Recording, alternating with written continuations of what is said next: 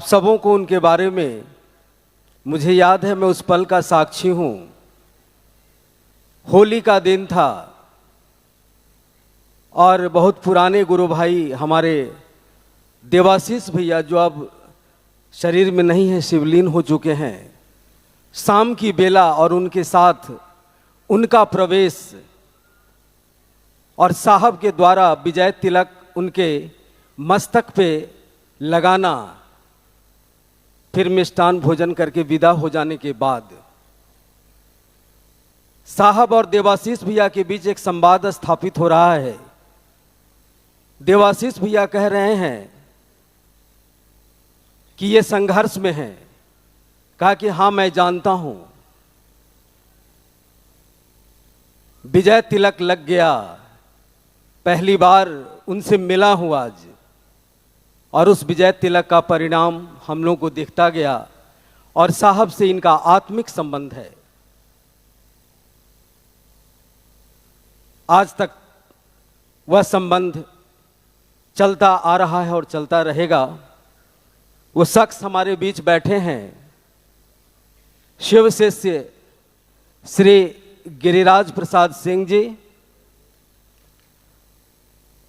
मंत्री हैं वो आज के तारीख में भारत सरकार के मंत्री, भारत सरकार,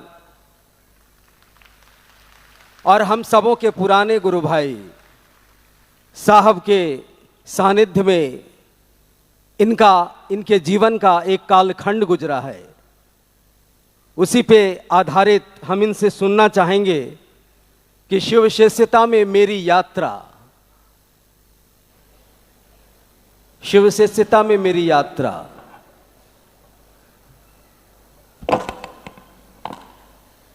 पता नहीं, मैं तो राजनीतिक व्यक्ति हूं और साहिब का सानिध्य जरूर मुझे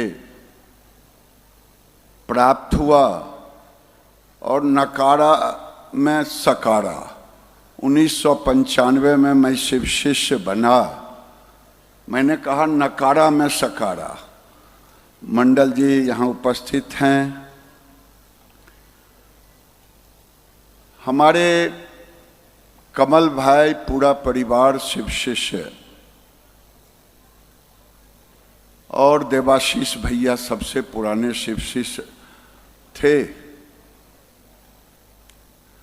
काफी बहस चलती थी कि भगवान शिव को तो सब दिन हम देवघर कांवड़ लेकर के जाते हैं, आखिर गुरु क्यों माने। मैं कुछ धृष्टता कर रहा हूं। उसके बाद ये निरंतर देवाशीष बाबू से मेरा सवाल जवाब चलता था और कमल भाई की धर्मपत्नी वो मुझसे चीढ़ते थे, गिरिराज बाबू कुछ भी कहिए, शिव गुरु पर कुछ मत बोलिए, नहीं तो हमसे अच्छा नहीं होगा। खैर वो नोक झोंक चलते रहा। मैं उन चीजों में नहीं अभी जाऊंगा, बहुत लंबा हो जाएगा। एक विषय केवल मैं रखना चाहूंगा। एक दिन साहेब और दीदी, मुझे सौभाग्य मिला है हर शिवरात्रि में ऑफिसर्स फ्लैट में हवन का काम चलता था, शिव हवन होता था, सब लोग रात भर जगते थे। काफी लंबे समय तक जहां जहां साहेब जाते थे शिव चर्चा करने, हम लोग भी कमल भाई के साथ जाते रहते थे, देवाशीष बाबू के साथ। एक बार इस गृहस्थ जीवन में लोग यहाँ जितने बैठे हैं सचमुच में भाग्यवान हैं कि उनको साहेब ने एक ऐसा रास्ता दिया है जिस रास्ते पर आप खुद कैसे चल सकते हैं। वो आपको सोचना है। जैसा अभी सब लोगों ने कहा, मुझे एक तांत्रिक ने कहा ये ग्रह वो ग्रह, देवाशीष बाबू ने कहा ये ले लीजिए वो ले लीजिए, भाभी भी कहीं कमल भाई की पत्नी कहीं कि नहीं पैसा है तो कम से कम एक काम कीजिए, महामृत्युंजय का जप कीजिए, लेकिन साहेब से नहीं कहिएगा कि मैंने कहा है, नहीं तो हमारे लिए ठीक नहीं होगा।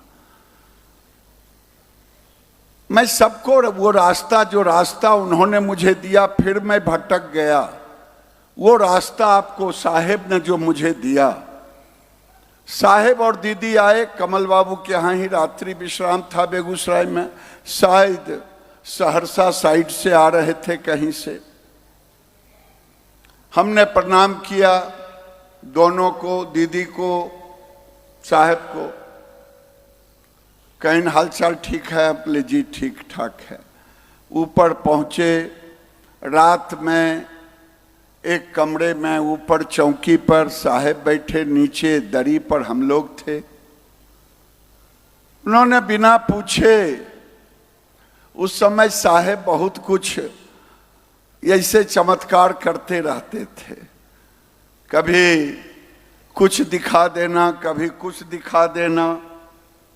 जब भी शिव चर्चा हो, प्रसाद वहां रहे, प्रसाद को घट जाना, ये कई ऐसे चीज वो करते रहते थे। उस समय साहेब को लोग बहुत तांत्रिक भी कहते थे।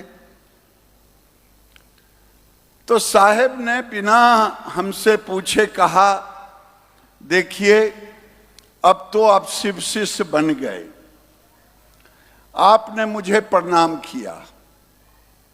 मैं सबों से कह रहा हूं, गुरु भाई गुरु बहनों से, उन्होंने जो कहा कि आपको हमने पूछा, आपने प्रणाम किया मुझे। मैंने कहा क्या गिरिराज बाबू हालचाल ठीक है ना? मैंने कहा हाँ, नहीं है, अच्छा है, बुरा है। अगर मैं आपको जवाब नहीं देता और आप पीछे पीछे चलते, कहते हरेंद्रानंद बड़े तांत्रिक हैं, फिर और कुछ तारीफ करते, तो मैं कहता देखो ये कितना चाटुकार है, मैं आपके प्रश्नों का जवाब ही नहीं दे रहा हूं, ऋषि भी नहीं कर रहा हूं आपका प्रणाम। इसलिए महामृत्युंजय भी महादेव का ही है। अगर मैंने आपका प्रणाम स्वीकार लिया तो आपके विषय में कह रहा हूं कि महामृत्युंजय क्या हालचाल, कैसे हैं, क्या हैं, उसी तरह आपको गुरु मंत्र महादेव ने दी है। जो हमें दिया हमने आप सबों को दिया। नमः शिवाय। महामृत्युंजय भी महादेव का मंत्र है और नमः शिवाय भी महादेव का मंत्र है, और आपका गुरु मंत्र नमः शिवाय है। अगर आपने नमः शिवाय को अपने जीवन में उतार लिया तो महादेव महामृत्युंजय का भी काम कर देंगे, क्योंकि उनकी जिम्मेदारी हो जाती है जब आप महादेव पर आश्रित हो जाते हैं। लेकिन कुछ दिनों तक तो ये चला, ये व्याकुल भारत मन कभी भौतिक वासनाओं से भरा हुआ, सामाजिक जीवन, राजनीतिक जीवन, गृहस्थ जीवन, किसी ने बता दिया फिर डाइवर्ट हो गए। लेकिन मैं फिर अपनी बात को आपके सामने रखता हूं, साहेब तो अब इस धरती पर नहीं है, फिर भी हैं। दीदी नहीं है, फिर भी हैं। हम लोगों का संबंध दीदी से भाई बहन का रहा और साहेब से साहेब का रहा। साहेब से क्या रहा? साहेब का रहा। लेकिन दीदी से बहन का रिश्ता रहा। और आज इतना ही कहूंगा, जिसने भी, मैं तो अपने जीवन में अगर कहना शुरू करूं तो शायद 1 घंटा तक भी मैं बोलूं तो वो कम समय पड़ेगा। लेकिन मैं यहां बैठे सभी शिव शिष्यों से मैं जानता हूं, उनके अंदर भी जो पुराने शिव शिष्य हैं, अनुभूतियां तो होती ही रहती होगी। जिन जिन लोगों को जीवन में अनुभूत हुई है पुराने शिष्य, जरा हाथ उठा दे तो। कोई शिष्य नहीं बचे। अब बताइए, साहेब कहते थे उस समय, ये शरीरी गुरु उस समय बड़े जोड़ पर था। आसाराम बापू, कई और बापू थे, नए नए में और कई लोग आए। लेकिन आप समाज में जब चर्चा करते हैं कि मेरे गुरु, तो समाज का ये काम होता है कि उनके खामियों को निकाल करके रख देना। लेकिन हम लोगों को सौभाग्य दिया महादेव ने साहेब के माध्यम से, कि ठीक ही कह रहे थे कि महादेव पर तो किसी का उंगली उठ ही नहीं सकता। और जिसने महादेव को नमः शिवाय लिया, सबका हाथ उठा, दाएं बाएं सामने, कि सबको अनुभूति हुआ। ये शायद हम वो बात, अगर कोई शरीरी गुरु होते, अपने दुर्गुणों का, अपने अंदर जो जिज्ञास, कुछ पाने की इच्छा है उसको, कुछ खोने की इच्छा है उसको हम नहीं कह पाते हैं शारीरिक गुरु से, शरीरधारी गुरु से। लेकिन महादेव को तो दिल खोल करके सब बात कहते हैं। और फिर जो जितना महादेव को अपना ले, महादेव उसके साथ उतना जुट जाते हैं। मैं महादेव को कोटिशः प्रणाम करता हूं कि जब से साहेब और दीदी, मैंने नहीं मानने में माना है, नहीं मानने में, कहते थे साहेब उस समय, नहीं मानने में मानो। और मुझे कहने में संकोच हो रहा है। मैंने देवाशीष बाबू से कहा था, गणेश जी, कमल भाई, सबसे, ठीक है, बेगूसराय की भाषा में हमने कहा कि ठीक है, हमको भी अनुभूत होगा तो हम मानेंगे। और एक ऐसा अनुभूत हुआ कि जिसको हम बता नहीं सकते। जब अंतिम शिव चर्चा में मेरे मन में भी हुआ कि आज मेरा भी प्रसाद ग्रहण करते, उस समय लोग आंकते थे चमत्कार से ही। तो हमने कहा मेरा तो गिन करके रखा हुआ नहीं है, लेकिन मैंने वो भी चमत्कार देखा। अब 1995 के बाद अभी तक महादेव की दया है कि मैं उनका डोर पकड़ के, नमः शिवाय का डोर तो मेरे पास है। 3 सूत्र में से एक सूत्र छूट जाता है मुझसे। वो सूत्र है लोगों से चर्चा करना। क्योंकि मेरे पास ये 25-30 साल से, 20-25 साल से जो लोग आते हैं, वो उनका एजेंडा कुछ और होता है अपना। वो दूसरा चर्चा हमारे सामने न वो करते हैं, न हमें फिर फुर्सत मिलता है। इसलिए दूसरों के साथ चर्चा करना, ये सूत्र मुझसे छूटा हुआ है। कोई कोई मिल जाते हैं तो मैं उनसे करने की कोशिश करता हूं, लेकिन महादेव की दया होगी तो मैंने सोचा है कि मैं बेगूसराय में मैं भी पंचायत पंचायत घूम करके, क्योंकि वहां शिव शिष्यों की कमी नहीं है। और वो अलग बात है कि मुझे बेगूसराय में शहर के लोग कहते कि कौन शिव शिष्य, जो महिला सब शिव शिव शिव करती है वो सब चर्चा। हम के लिए हाँ वही महिला अपने पुरुष को भी एक अभय दान महादेव से दिलवाते रहती है। आप भी जुटिए, हम जुटे हैं, हमें इसका अनुभूत है।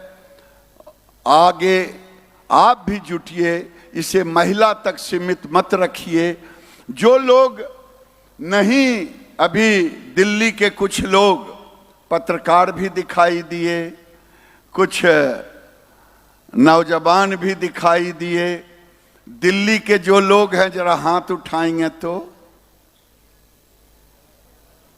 दिल्ली के ये सब तो पुराने शिष्य हैं। जो नए हैं, जो अभी शिष्य नहीं बने हैं, वो जरा हाथ उठाइए तो। 2-4 लोग आए हैं। अगर एक भी नहीं है, अगर मैं पुराना होता तो मैं अभी बोल देता जागो जागो महादेव, लेकिन बाद में मैं इसे भी छोड़ दिया हूं। मैं इतना ही कहूंगा कि जो सूत्र महादेव ने साहेब को दिया, साहेब ने जो हमें दिया, कभी साहेब नहीं कहा मैं गुरु हूं, तुम मेरा नाम लो, मुझे पूजो। कभी साहेब या दीदी ने नहीं कहा। जब भी कहा महादेव से जुड़ो, महादेव से जुड़े रहो, नमः शिवाय 3 सूत्र पकड़े रहो। मैं भी पकड़ने की कोशिश कर रहा हूं। ये 25-30 साल से मैं भी अभी पूर्ण नहीं पकड़ पाया हूं, लेकिन ये भी कम नहीं है कि 25 साल जीवन के झंझावत को झेलते हुए महादेव की दया से ना वो मंत्र भूला हूँ और ना महादेव को भूल पाया हूँ। रोज स्मरण करता हूँ, लेकिन चर्चा वाला सूत्र महादेव जल्दी देंगे, यही कह के मैं अपनी वाणी को विराम देता हूँ। बहुत बहुत धन्यवाद।